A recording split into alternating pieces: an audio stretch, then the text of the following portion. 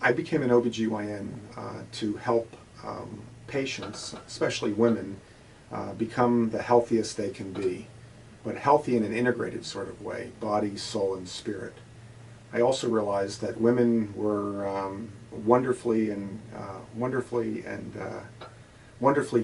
put together in the sense of they had a rich heart, they were insightful. I had a knack in medical school to take care of the hormonal problems of the premenstrual symptoms of PMS. And when you have a knack for that and patients say, hey, boy, you're really good at this, you've really helped me, it was kind of another incentive to become an OBGYN. I also wanted to liberate women from the chains of their fertility, meaning I grew up in a great family, a great Christian Catholic family, and I really wanted to give back to the community. I wanted to serve my community. Well, as I grew up, I began to become accustomed to hearing that women were held down by their fertility. They couldn't do other things because of their fertility. And eventually fertility became a problem or a disease for me. And I thought OBGYNs could control a woman's fertility to allow them to become happy and successful. And so initially, there I was in my residency, in my medical school, and patients would come in with physical ailments, and then they would come in with psychological ailments, and then they would come in with ailments that kind of crossed the bridge on both sides. And I realized that I was good with my hands as a surgeon, and I was a good listener, so I could piece the pieces together of their story. And I knew my profession pretty well. So as a medical student, everything was telling me to become an OBGYN. And oh, by the way, you can make a heck of a lot of extra money if you terminated pregnancies, did abortions. And if that was part of the standard of care, well then that's what I would do. So when I went to do my residency at the Eastern Virginia School of Medicine, it was a contraceptive research and development center. We were on the cutting edge of reproductive health care because it was also the home of the Jones Institute for Reproductive Medicine. And it was while I was there that I was learning how to do first and second trimester abortions. I was learning how to do all the forms of contraception, and on top of that, I was helping create embryos for in vitro fertilization. And it was there that I began to see how what I thought was helping women was really not. The young mother who came back to me after her abortion and said, hey doc, thanks for doing the twofer. I said, what do you mean? She says, well, I had twins and you got rid of them both. Or the woman that would come in after us taking care of her and talking to her about safe sex, and she would come in with 2 large abscesses on both sides of her pelvis. She had a high fever and severe pain. And I kept seeing more and more and more of this. I kept seeing young women getting into bad relationships, having unexpected pregnancies, and then asking us to end those pregnancies. I thought by ending those pregnancies, I could help women. It was a nightmare. What you realized was that rather than helping, everything that I wanted for my patients, health, healing, happiness, wholeness, I was getting just the opposite. I was almost pouring gasoline on the fire, and I began to really question what I was doing. So while I was there, I found a friend who worked at a pregnancy center. And she says, hey, why don't you come and help us out on Thursday nights? Sure, I'll come. Well, I found that they prayed collectively beforehand to minister to the women who would come in that night. I found that they had a very wonderful way of looking at fertility, that it was a gift.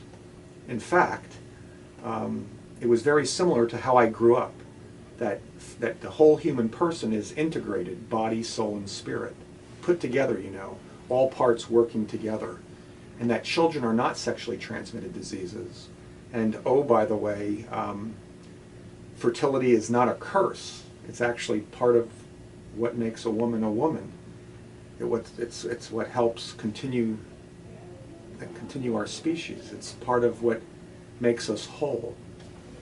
And they began to introduce to me, at a time in my life that I was questioning many things, a new way of looking at the person, a more biblical way. a more Catholic way.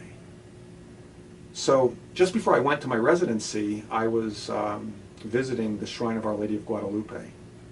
And there on a hot afternoon, I heard in my heart and in my head, "Why are you hurting me?" It was a feminine voice, it was an English voice, it was a direct voice. I thought I was hot, too hot. I thought I had drank too many beers, too many cervezas. So I put it out of my mind. But all of a sudden it kept coming back to me. "Why are you hurting me? Why are you hurting me?" In the second year of my residency at the Eastern Virginia School of Medicine, I delivered a baby that I didn't take a good history. The water broke in a woman who was only halfway finished with her pregnancy.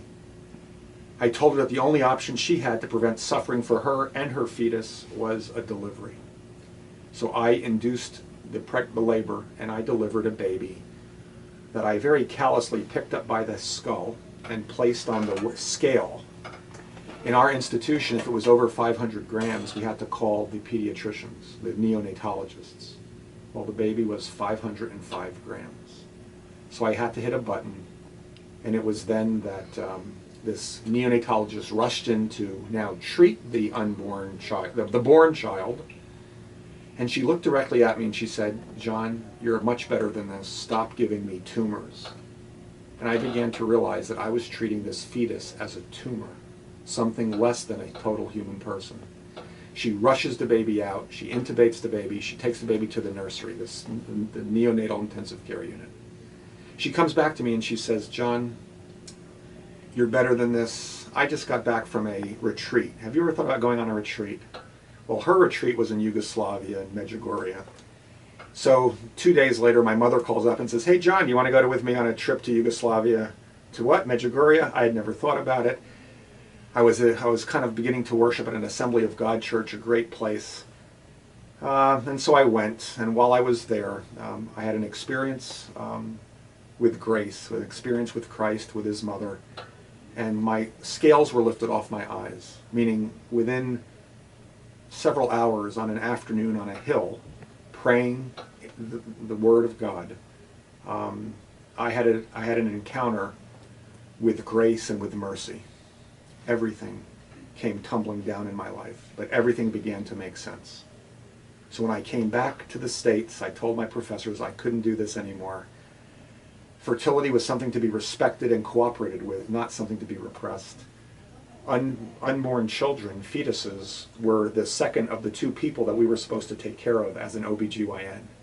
I became an OBGYN because I wanted to take care of two patients, mom and the unborn child. And so what happens is that I began to kind of change the way I practiced.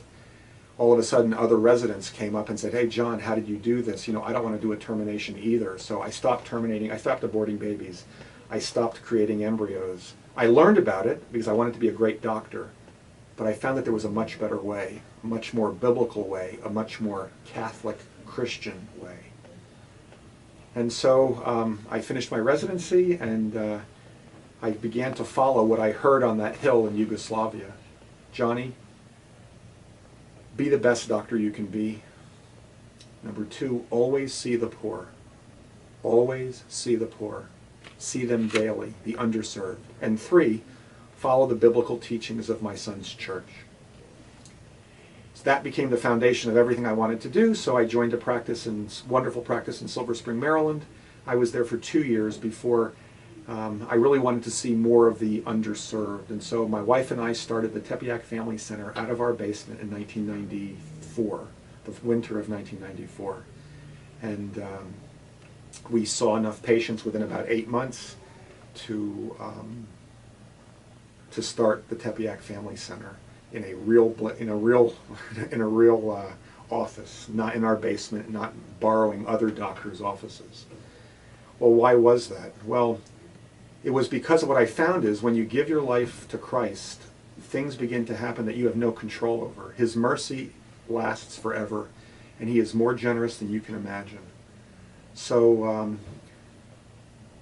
I decided to start my own practice. I asked a philanthropist for $50,000. As soon as I quit, he backed out because I wasn't a known commodity. 9 people, 9 families, 4 4 lay families and 5 priests said, you know, Johnny, if you want to come to the Arlington Diocese, we'll help get you started. I created a promissory note with my wife, told them I would give them 2% higher than what they were getting at their bank. I could balloon them the project. I can balloon them their loan in 3 years. I paid them back within 1 year the $60,000 that they so generously gave us to start the Tepeyac Family Center.